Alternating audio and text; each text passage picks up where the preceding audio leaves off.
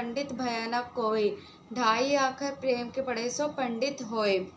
जैसे कि आपको पता होगा, ये दोहा हमारे कबीरदास जी का है। इस दोहे का तात्पर्य यह है कि बड़ी बड़ी किताब पढ़ने से भी कोई ज्ञानी नहीं बन सकता है। सच्चा ज्ञानी वही होता है जो ढाई आखर प्रेम मतलब ढाई अक्षर प्रेम के पढ़ के उसके वास्तविक भाव को समझ सके और वैसा ही व्यवहार करे अपने जीवन में। वही सच्चा ज्ञानी और विद्वान है। आपका हिंदी साहित्य और लेखन कला चैनल पर स्वागत है। हिंदी भाषा, हिंदी व्याकरण, हिंदी साहित्य और लेखन कला से संबंधित जानकारी प्राप्त करने के लिए हमारे चैनल को सब्सक्राइब करें और जो बेल आइकन है उसे प्रेस करना ना भूलें। आज फिर हम हिंदी साहित्य के एक महत्वपूर्ण विषय के बारे में संक्षिप्त में जानकारी हासिल करेंगे। ये विषय है हमारा भक्तिकाल।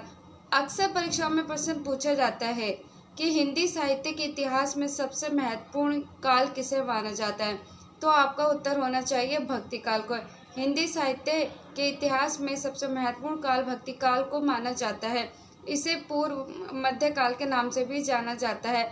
इसका सन 1350 ईस्वी से 1650 ईस्वी माना जाता है। भक्तिकाल को हिंदी साहित्य का सर्वश्रेष्ठ काल और महत्वपूर्ण काल माना जाता है। इसे पूर्व मध्य काल के नाम से भी जाना जाता है। इसकी समय अवधि 1350 ईस्वी से 1650 ईस्वी मानी जाती है। इस काल को सर्वश्रेष्ठ काल मानने के कारण जॉर्ज ग्रियर्सन ने इसे स्वर्ण काल कहा है और हजारी प्रसाद द्विवेदी इसे लोक जागरण के नाम से संबोधित करते हैं। श्याम सुंदर दास इसे स्वर्ण युग कहते हैं और आचार्य रामचंद्र शुक्ल इसे भक्तिकाल के नाम से संबोधित करते हैं। इस युग में सर्वश्रेष्ठ रचनाएं और सर्वश्रेष्ठ कवि संत आदि हुए थे। अब हम इसी भक्तिकाल के बारे में अन्य जानकारी हासिल करेंगे। जैसे कि आपको पता चल गया होगा कि भक्तिकाल को अन्य नामों से भी जाना जाता है, जैसे लोक जागरण काल, स्वर्ण युग, स्वर्ण काल और भक्तिकाल आदि। अब इसकी समय अवधि भी आपको पता है कि 1350 ईस्वी से 1650 ईस्वी मानी गई है। इसी भक्तिकाल को दो धाराओं में बांटा गया है। ये दो धाराएं सागुण धारा और निर्गुण धारा। इन सागुण और निर्गुण धारा को भी दो दो शाखाओं में बांटा गया है। इसे हम देखते हैं कि किस तरीके से बांटा गया है। सागुण और भक्ति धारा को शाखाओं में बांटा गया है। वो शाखाएं इस प्रकार है। सागुण धारा को दो शाखाओं में बांटा गया है। कौन कौन सी? पहली रामाश्रयी शाखा, रामाश्रयी शाखा। दूसरी कृष्णाश्रयी शाखा। दूसरी कौन सी है? कृष्णाश्रयी शाखा। आपको समझ में आ गया हो कि सागुण धारा को किन दो शाखाओं में बांटा गया, रामाश्रयी शाखा और कृष्णाश्रयी शाखा।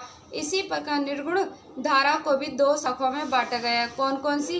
पहली प्रेमाश्रयी शाखा। पहली कौन सी? प्रेमाश्रयी शाखा और दूसरी ज्ञानाश्रयी शाखा।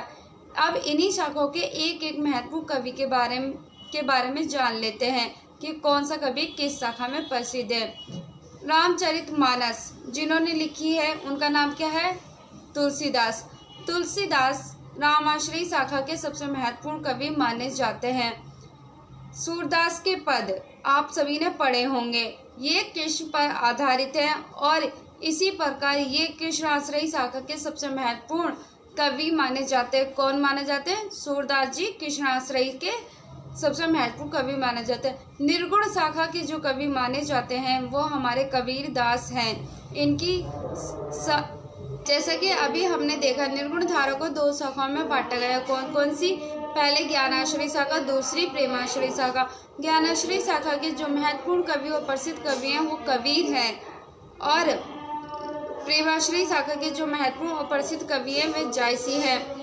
उम्मीद है आपको ये वीडियो पसंद आई होगी। वीडियो अगर पसंद आई तो वीडियो को लाइक करें, शेयर करें और हमारे चैनल को सब्सक्राइब करें।